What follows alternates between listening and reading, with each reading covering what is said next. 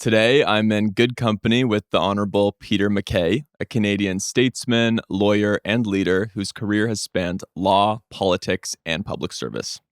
As a founding member of the modern Conservative Party of Canada and former Minister of Foreign Affairs, National Defence, and Justice, and longtime MP for Central Nova, Peter has been at the center of some of the most pivotal moments in Canadian public life. Today, he continues his commitment to service through his legal work and philanthropy supporting veterans, mental health, and community development. Mr. MacKay, such an honor to have you here to reflect on a life of purpose and leadership. Welcome to the show. Thank you very much, Jay. I'm very humbled by that introduction. I appreciate it greatly. Well, it's so great to have you, and I admire you deeply. And you've served Canada truly in so many capacities, whether it's Parliament Hill to the courtroom to the community.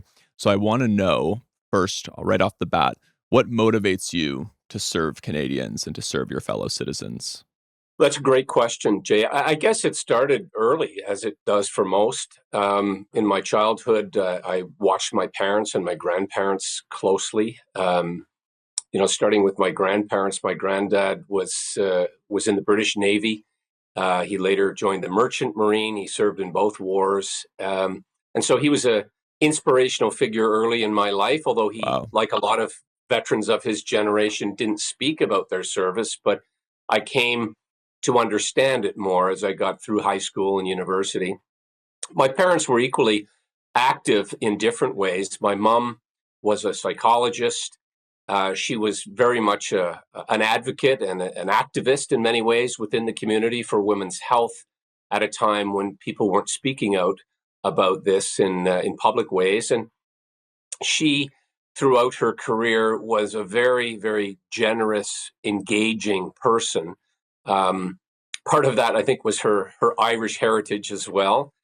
And my father was involved in public service early in my life. My parents weren't together for much of my childhood, but they, in their own ways, were very active in serving their communities. And so I internalized what I saw and made a decision quite early on that I wanted to give back. I wanted to attempt to make my community stronger. When I got involved in politics, it was an incredible platform to attempt humbly to leave the country better than you found it. And I guess at its very basic terms, that's really what it's about. Yeah. I've had a couple guests on this podcast now talk about, what they've done to make Canada better, hopefully make Canada better. And I think in this current climate, it's important to recognize that people who are engaged in politics, whether as an elected official or working in government or working for a political party, they are truly doing their very best to give back to their country, whether you have the same political beliefs or not. I think we do need a reminder. I'm kind of now using this podcast as giving a reminder to people that just because you have different political views from someone else doesn't mean that they're a bad person or that they are not, like it's, I feel like we're just in a state of vitriol. Completely agree that people who enter public life, with very few exceptions, do so completely motivated by making their community, their province, their country stronger. And, I also associate with what you just said about the need to try to bring civility back. Yes. And remind ourselves of that common purpose. Even if the ideas or the ideologies clash, it still requires respect. And you used the word admiration earlier. For anyone who is willing to put their name on a ballot, to step up, to volunteer, to involve themselves in a public way, because, and we could spend a lot of time talking about the impact of social media on politics, but it has become much more pernicious. You're more accessible, and therefore you're more subject to forms of criticism. And so, I agree. I have great admiration for people who do it. It's not for everybody, but we need good people. It's, it sounds cliche, but it's a noble calling to get involved in public life.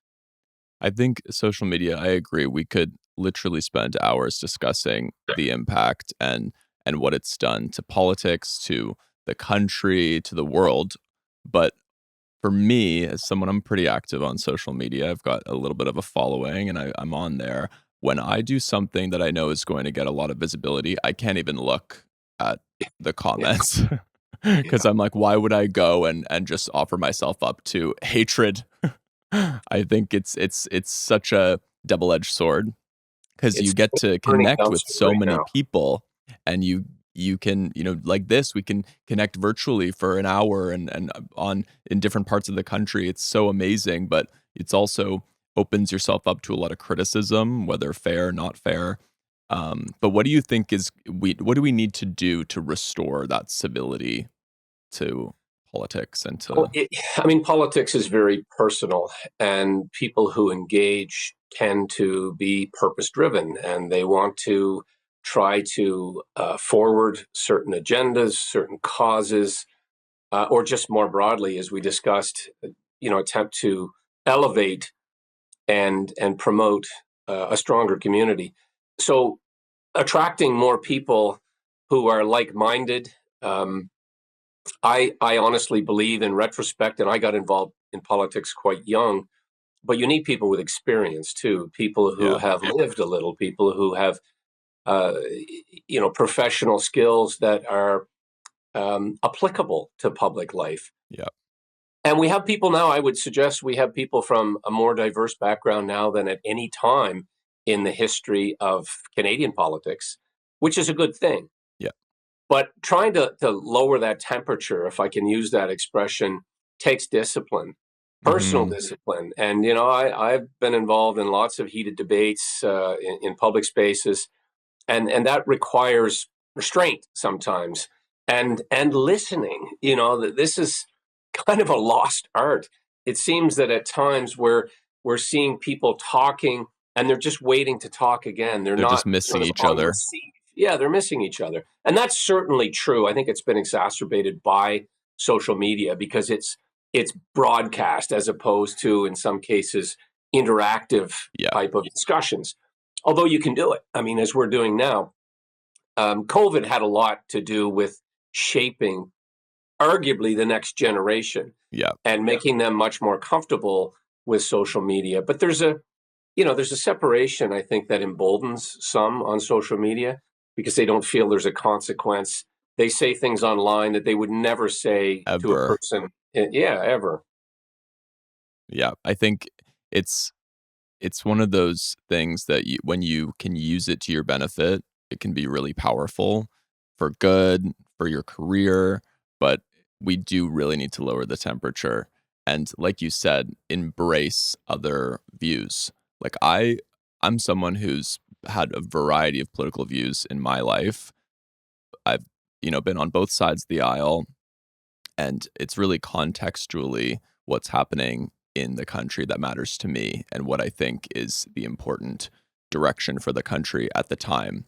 And I feel like people don't I just don't think you should marry yourself to one cause or party or belief for your whole life. Like things change, people evolve, the country changes. And so I think we need to embrace more civility, obviously, like we've said, but also different views and understanding that you might never agree with someone. You might never get to where they are and their beliefs, but to still respect them for having those beliefs and voicing them in a way that's respectful. You've said a mouthful there. I mean, being able to respect somebody in spite of differing views, I think, is the key element to getting to that better place. Yeah, And even if you feel passionately about an issue and disagree with others, you don't need to destroy them or exactly. think ill of them, that they're a bad person for thinking that way. And I find more and more we're seeing that creep into public debate. And you said something else that I think is important, and that is you do mature, you garner more information. And when you're having debates with individuals, it may open your eyes or your mind to something that Totally. you hadn't really thought of. And you leave, you know, better educated and in some cases more informed. And that'll allow you to percolate on your Yeah. own beliefs. And that's a good thing. That's why I really don't believe in cancel culture either. I Oh, think that's one of the most wrong and terrible evolutions of our time, like having, and I feel like we're getting back to a place where people can come out of their drama or their, errors in judgment. But the whole point of having, a public platform and people to be able to criticize is so you can learn. Like Sure. there are people, everyone makes mistakes, and if you just cancel them outright and never let anyone learn from their mistakes, that's so counteractive. How do you get to Really a point is. where people understand what's wrong with what they're saying or doing? That's exactly right. I mean, cancel culture is sort of, it's like throwing a wet blanket over Right. public discussion. And similarly, in the same vein, this idea of going back through a 2025 lens and casting judgment over history or historical figures or events, this to me is also counterintuitive to public understanding and Yeah. learning. I'm not for tearing down statues. I'm for putting other plaques on them that say, Totally. while this individual was, for his time, a person of substance, of movement in a certain direction. With the benefit of hindsight, we realize now. I mean, I'm Exactly. phrasing this awkwardly, but No, that to me is totally. better than trying to erase historical figures as if they didn't exist. Exactly. We need to Because embrace the context over time. And correct, that's and how people learn from things. And that's why we don't ban books, you know? right, right. Well, it's that old expression that if you ignore history, you're destined to repeat it. 100%. And I think in the last number of years, we've tinkered with our own history in ways that are not really helpful, and not going to allow us to use that very often, embraced expression of reconciliation. You can't reconcile things if you've just erased them from the Yeah, history. totally. I mean, you're someone who's been in public life for many, many years, and you must have some highlights or some, you know, moments that stand out as character defining or career defining. Give me some of those. Well, I mean, those are often very personal moments. I mean, I sort of rounded out my political career in some ways where I started. I was a lawyer, a criminal lawyer, prosecutor when I first entered public life. And when I left, to my amazement, and probably to the amazement of others, I was the Attorney General and Justice Minister of Yeah. Canada. And one of the motivations for getting involved in public life, we spoke a little bit about, was my time in the criminal justice system where I felt victims were not treated fairly. Yeah. Our system was very cumbersome. We treated victims in many ways just like any other witness to a criminal offense, not truly understanding the trauma and the loss and, quite frankly, the lifelong injuries that they sometimes suffered. And so I made it my purpose throughout much of my time in politics to lead to that moment when I was in the Justice Department to introduce a Victims' Bill of Rights. Now, it's not Yes. perfect by any stretch of the imagination. It still, I think, is largely overlooked by many judges and those working in the criminal justice system. But it was an attempt to enshrine rights for victims, Yeah. just as we have, of course, the Bill of Rights, which is, I would say, and this may be controversial, but most often applied to the rights of the accused and the convicted. A Right. Victims' Bill of Rights singles out victims as being in a special category that deserve protection and, in some cases, inclusion in ways that our justice system hasn't always been adept. So that's one, I suppose, accomplishment that I'm proud of. Yeah. The work that I did at the Department of National Defense was very focused on recapitalizing and protecting, embracing the importance of our military. Yeah. I spent a great deal of time over those 6 years visiting with and interacting with soldiers, sailors, airmen and women, special forces across the country where they train, where they live, where they work, but also on deployments. And so that hopefully educated me on what their primary needs were. And so I worked very hard with people like Jim Flaherty, who was finance minister, Prime Yes. Minister Harper, other members of the cabinet and the caucus, to essentially get them what they needed. Yeah. And we were in a theater of operation, a combat mission in Afghanistan. Right. And, to be frank with you, Jay, they were very sort of ill-equipped for that mission when we came into that mission, 2004, 2003. That became clear to me right away while I was at the department. And so Yeah. we're talking big investments, though. I mean, Yeah. as today, we're seeing massive amounts of money committed.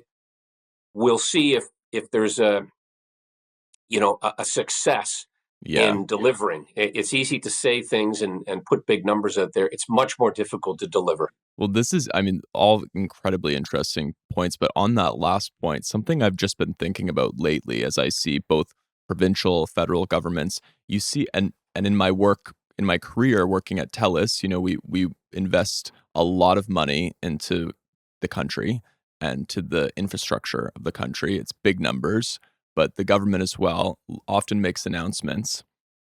$70 billion to support small businesses and $35 billion to support roads. And it's like, what do those numbers actually mean? I spoke yesterday with Mary Ng, and we were talking about how I think the government they need to be better marketers, and they Yeah. need to explain what they're actually doing on a more micro level. So I actually think Prime Minister Harper and your cabinet did a better job of that. And speaking about the micro levels of impact and outcome stories. What do you think about that? What do you think about those big numbers and what they actually mean, how they resonate with average Canadians? I think it's very difficult for the average Canadian to quantify that size of budget. They're working hard every day. They're dropping their kids off to school. Yeah.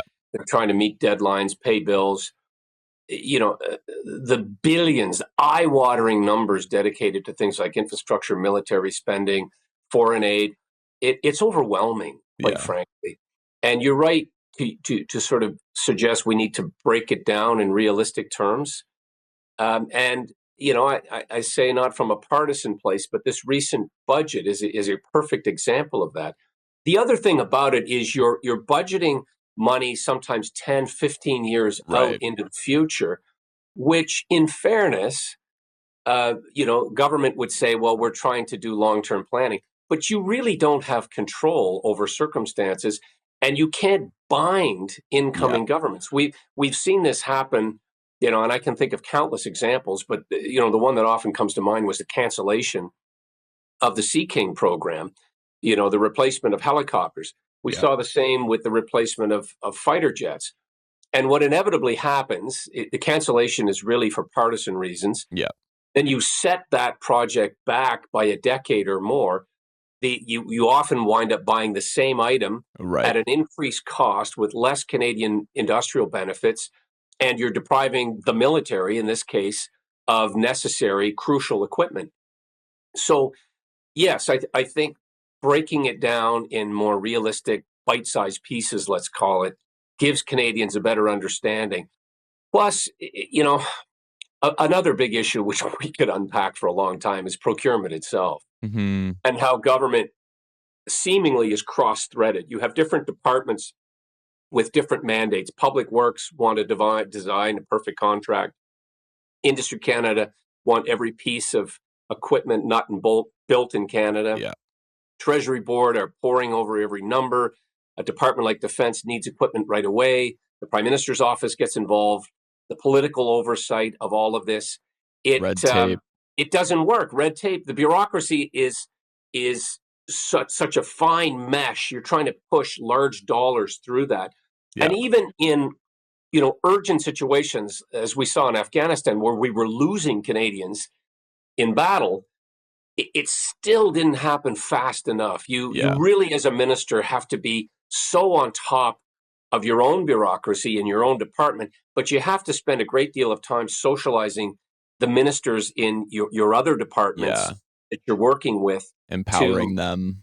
empowering them and impressing upon them the necessity to get things done quickly. Yeah.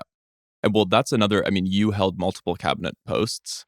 You led multiple departments, foreign affairs, national defense. You were attorney general, minister of justice. I want to know how, first of all, how did you adapt across those roles? How did you find working with your colleagues, whether your predecessor, your successor? Speak to me a little bit about those experiences. Well, they were all very different experiences in those departments. And I suppose the short answer is to surround yourself with good people, Team. people who will challenge you, team for sure. That was, I say, a big, big factor was to bring in people, to embrace people, work with people who clearly had, in some cases, a better grasp on the issues and the challenges than you did, Yeah. and to listen.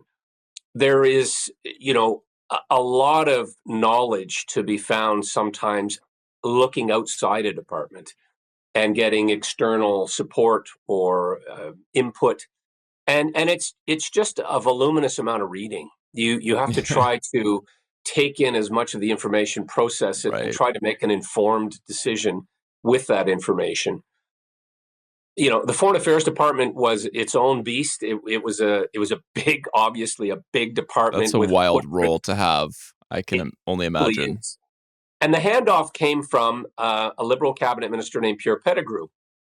And I watched Pierre Pettigrew from the opposition benches, and that department by design is meant to be less partisan and less Hmm. adversarial, and he very much conducted himself that way. And so I took in a lot from observing how he handled questions in the House, in Hmm. committee, and how he conducted himself at home and internationally. I can say the same when I went to the Defense Department. My first chief of defense staff was a guy named Rick Hillier. We were clearly in the thick of it in Afghanistan at that time, but Bill Graham was one of the predecessor ministers.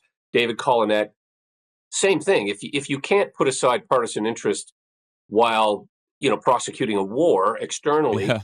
and putting your finest citizens, your Canadian Forces members first, A there lost cause. isn't.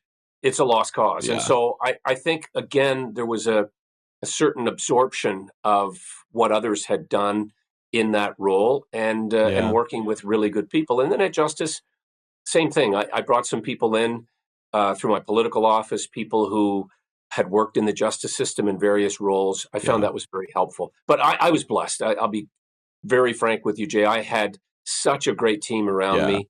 Couldn't have done it. It's Absolutely could not have critical. accomplished it without it. That's awesome. That's so nice to hear. I think it's funny too with the cabinet posts and how the global climate impacts the importance of the files and the departments and the portfolios. Like I think about, so for you, for example, defense being Afghanistan, such an important time in history, but also if you think about COVID, think about like the minister responsible for procurement, which Yeah. is generally like, although very important, not a senior file. It's No, maybe that's a true. lower level post.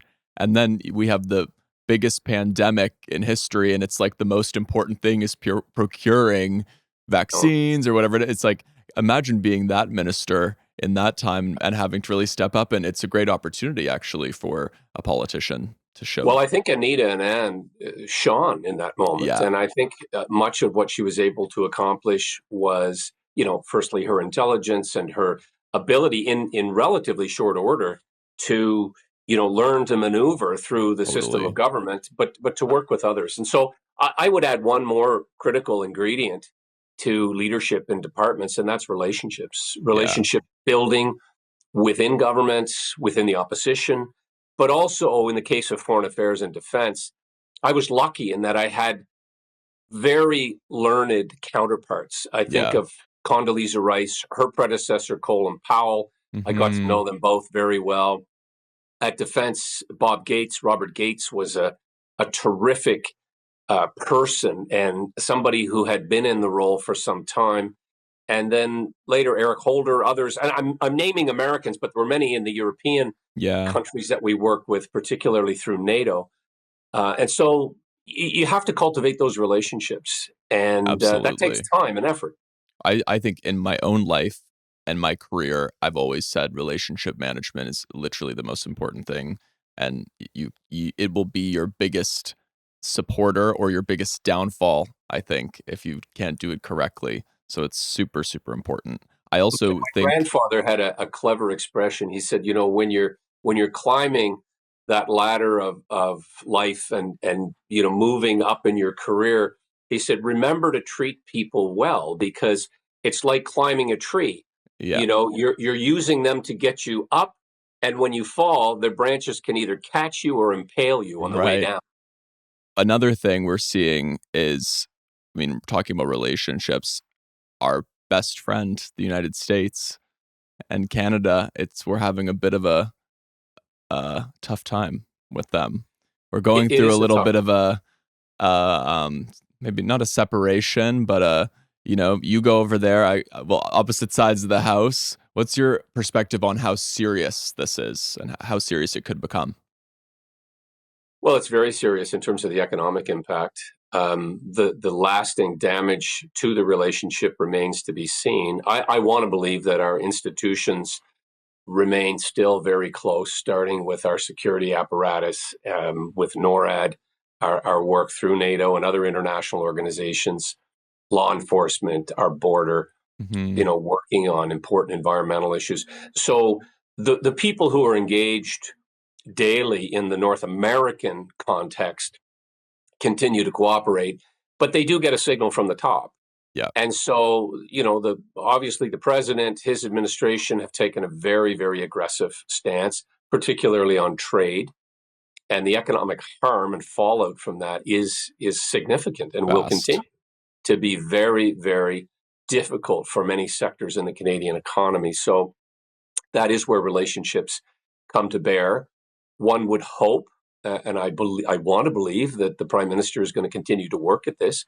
The president's a very difficult personality. Yeah. That's maybe the understatement of the year, but it doesn't mean you can ignore it Well, or you that's can the thing. somehow you can't just walk away. All of the efforts to diversify, that's fine. We should be doing that in any event. Anyway, yeah, It's something we should have continued for the last number of decades, frankly, as we diversified trade. We have more trade agreements, frankly, in place than the United States. We're just not capitalizing or operationalizing. But I think, you know, at the end of the day, this is a moment in time, Jay. We've had ups and downs with the Americans throughout our history. I mean, if you want to go way back to the beginning, the War of 1812, it was the British, of course, and we were a colony, but we had a war with the Americans. right. We sped up Confederation as a result of the real threat that was there as the Americans were coming through their Civil War. So, you know, it's not to say we define ourselves by what happens south of the border, but we've got to be more than just a little conscious, and we have Yeah, to work hard to stabilize and to bring absolutely. this relationship back to where it should be. And I want to believe that most Americans, even those in office, believe that.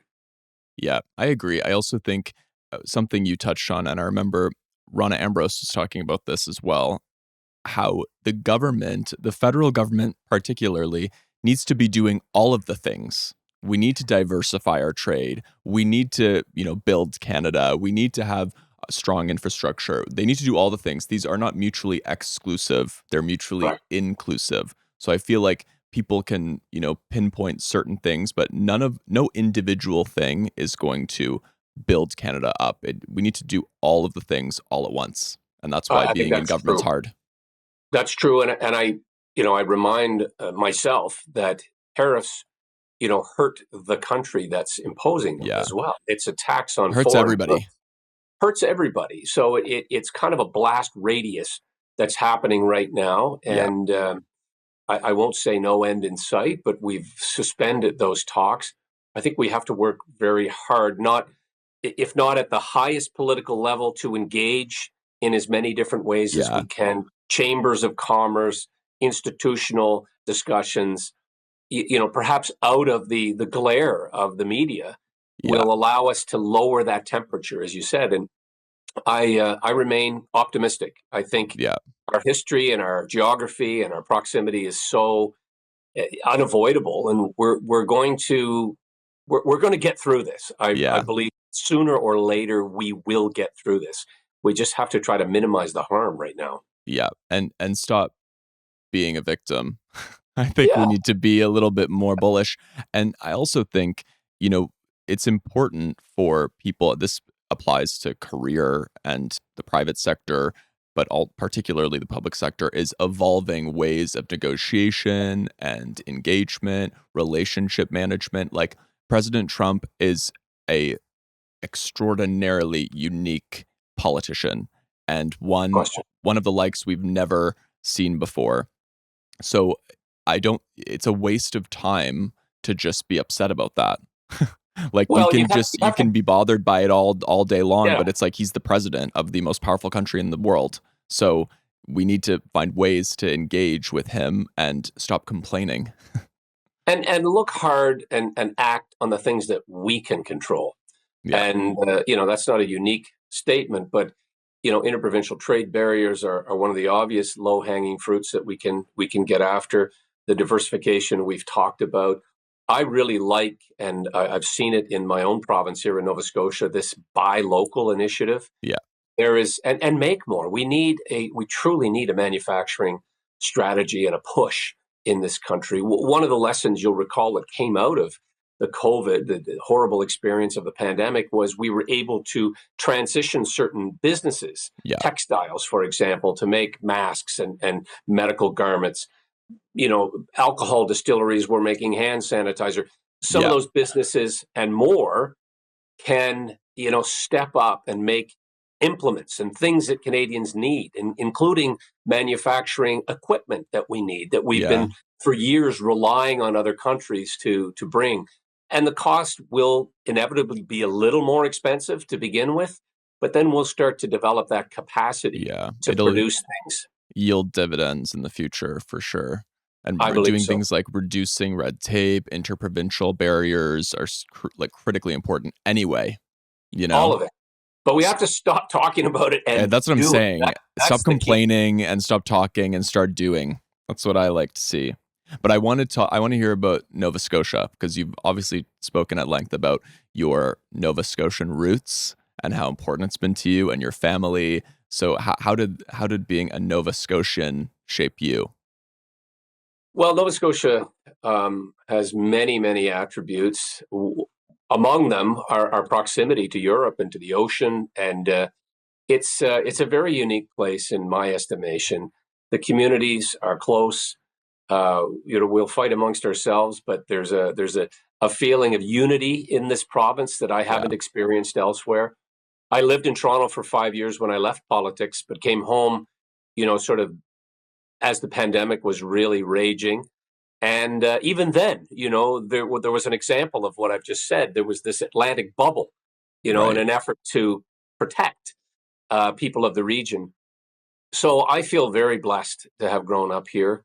I lived in a rural community for much of my childhood and had lifelong friends. It keeps you very grounded. Yeah. I still, in some cases, hang out with the people that I went to high school with or played hockey with growing up. Yeah. So that to me is a unique experience in some ways. We live in a very highly mobile society, and I have moved and lived in different parts of the country. Obviously, spent a good deal of my working years in Ottawa, and I commute quite regularly to the city of Halifax. But I love Nova Scotia. I mean, I can't imagine living anywhere else. I associate it with family, with friends, Hmm. places and faces that I grew up with, and I wanted my kids to similarly share in that experience, and so that was a big factor, a big motivator to come back home, and get back into the workforce here. Yeah. And I love seeing on social media your sharing your family moments and you have an amazing wife, amazing kids, and it must be so nice to see that you're instilling those same values that your parents instilled in you with your family. Well, I'm trying, Jay. It's probably the most important thing, at least for me, that you can possibly do is try to, and I'm saying it awkwardly, but produce good citizens. Yeah. Teach your kids the importance of community and caring and looking out for others, and as you said, the value set that you hold dear. And my wife Nazanin is just such an amazing person. Superstar. Well, it's so unlikely that we would wind up together in many ways. I mean, I see it very much as having married up in life. And I was fortunate, it was a very sort of chance encounter that we had when I was in politics. So that aspect of my life has been the most important for me. And I put off having a family for a very long time. And now I can almost say with clarity that it's hard to imagine my life any other way than but with Nazanin and with our With kids. your crew. The crew, I that's love it. it. Well, I think that's incredible, and it's such a great lesson. I think we've talked about friendships and establishing roots. It's important to maintain those roots, establish those roots. Like I was born in Toronto, but grew up in Vancouver. And my friends from Vancouver from when I was younger are still my friends today. We're very close, and I know we'll be friends for a long time. And I think it's a lost art, so to speak. Like people don't really maintain those friendships like they used to, maybe because of just everyone is so attention deficit and everyone's always Yeah, like moving at 100 different miles an hour. It's hard to stay grounded. So I think an you're element of that for sure. But, and my siblings are also an important part of my life, and I count them among my closest friends. And I wanted my kids to also be able to interact with them, and yeah, it's 14 grandchildren now wow. amongst my four siblings, and so we're all very close. We spend holidays together, and we keep in regular contact with one another. My dad is in his 90th year here Oh, close to where we grew up, and so that's also a big part of my life. that's And again, amazing. I mean, it's always very personal, unique to your own experience. But I feel very, very blessed to have the family that I have. Fantastic. What do you think? ha- you've experienced the intensity of national politics, international politics, but also a grounded life, with your family now and in Nova Scotia and your career. So, how have those two worlds informed each other or intersected? Well, I think knowing that you have a strong base of people around you that will speak truth to you, even Yeah. tell you things you don't want to hear. Um, there's an artificiality to politics in some ways. Somebody described it once as Hollywood for ugly people.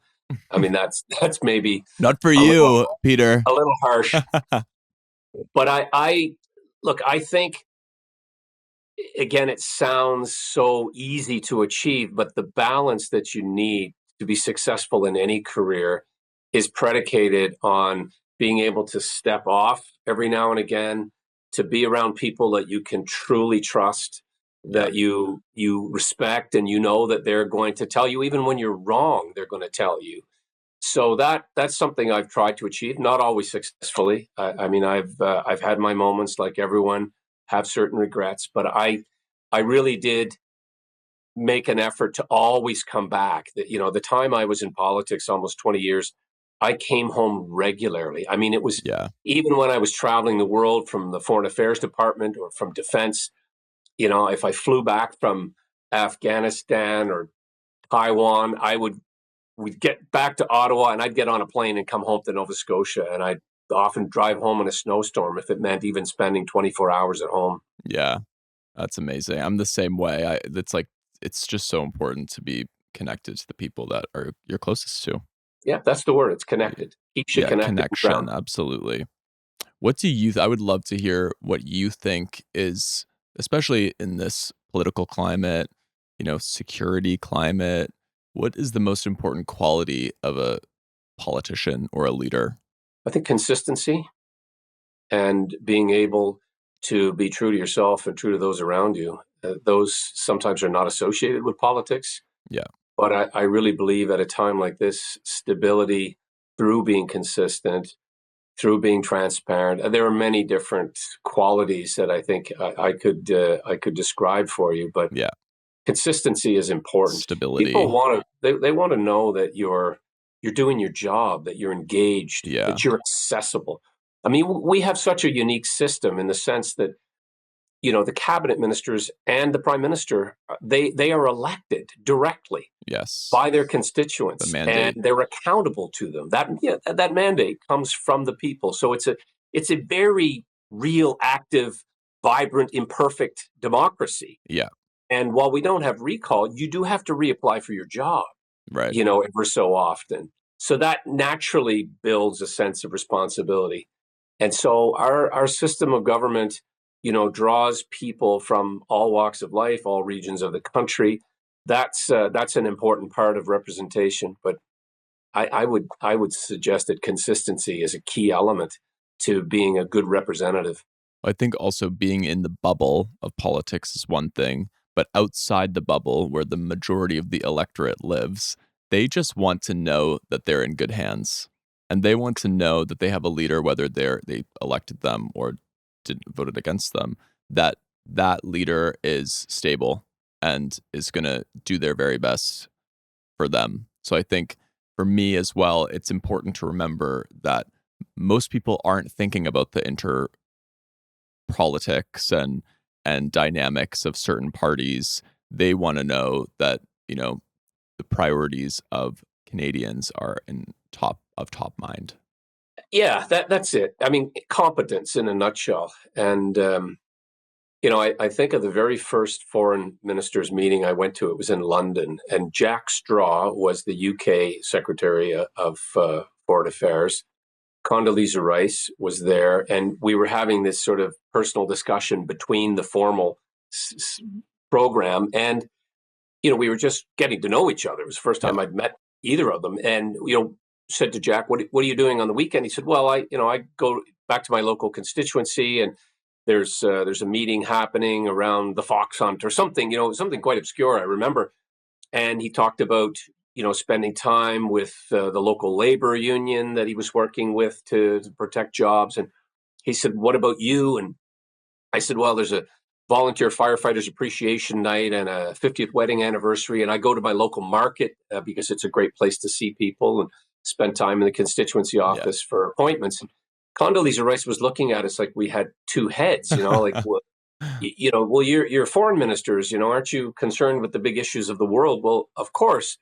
But in our system, unlike the Yeah. Americans, if you don't keep that foot on the ground and Be fired. make yourself accessible, you're done. You Yeah. won't be back. Yeah. So give me a temperature check on Canadian politics right now. What's your temperature check? Well, the budget was the best sort of symbol of where Canadians, I think, see this government. And it's a minority parliament, Yeah. which I've been through a number of minority parliaments.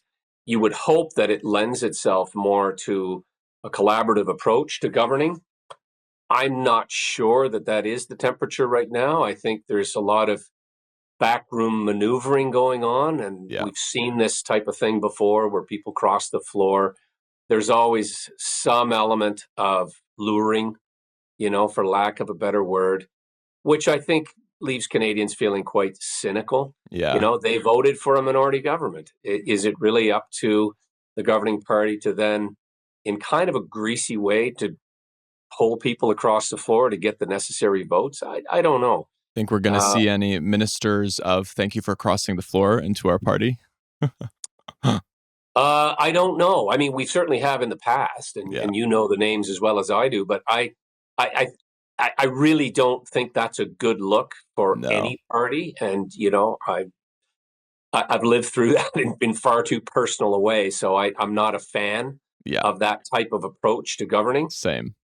But the government has a big, big task in front of it. I Yeah. think we are getting close, if not already entering recessionary waters. We talked about the For tariffs. sure.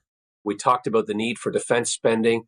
There's vulnerabilities, real vulnerabilities in the world, in regions like Taiwan. We've seen the Middle East and Ukraine in flames. There's parts of Africa that we don't hear about Yeah. that are in constant conflict. And I think, Canadians, frankly, are more informed now than at any point in human history. And so the government has an enormous task to try to prioritize. Yeah. and approach these issues responsibly and get results. It comes back to that time and time again. Don't talk, Executing. just Yeah. executing. Got to execute. Well, just to close off, I have a couple quick questions out of interest for you. Tell me your favorite place other than your home in Nova Scotia, like restaurant, bar, theater. Well, there's a little place called the Dock in my hometown. That's a little Irish pub that has great fish and chips and food and Love bitters it. and beers and stuff. But you know what, Jay? This will sound really hokey, but I mean, any place in Nova Scotia is my favorite place. Yeah. The city of Halifax is such a great, dynamic city. There's lovely little coastal communities. The Eastern Shore is one of our hidden gems. There's beautiful places around this province.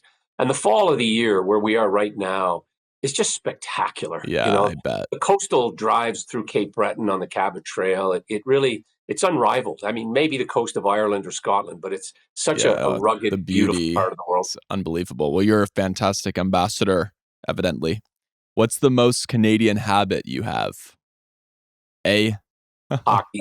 I mean, my Hockey. boys are both playing hockey right now.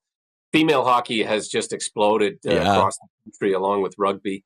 And I was very involved in sports for a lot of my life. So I enjoy that place. And I'm on the ice now with my boys a couple times a week at their practices.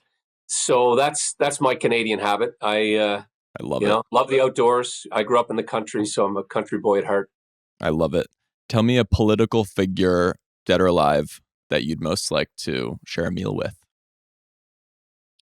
I thought about that. This is going to be an obscure historical figure, but one who figured prominently in Canada and in the UK. And his name was Lord Charles Alexander of Tunis.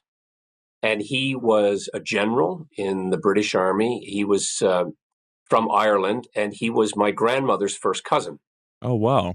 and a very historical figure, the last British born Governor General of Canada.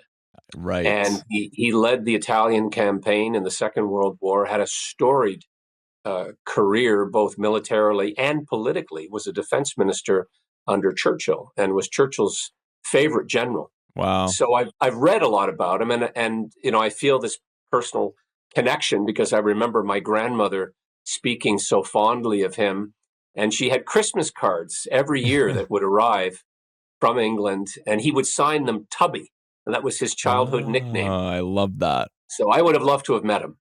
I love that. What does being in good company mean to you? I think a conversation like this is good company. It's warm, it's engaging, it allows you to express yourself freely. I feel really fortunate to have had some great conversations, including with yourself. So good Thanks. company is who you choose to spend your time with, Yeah. and good company is listening as well as talking. Yeah, absolutely. Well, thank you so, so much, Peter. I mean, you are truly the epitome of a great Canadian and just have the most incredible insights. And it's been such a pleasure to talk to you. I really appreciate your time being on today. Thank you very much, Jay. I hope to see you again soon.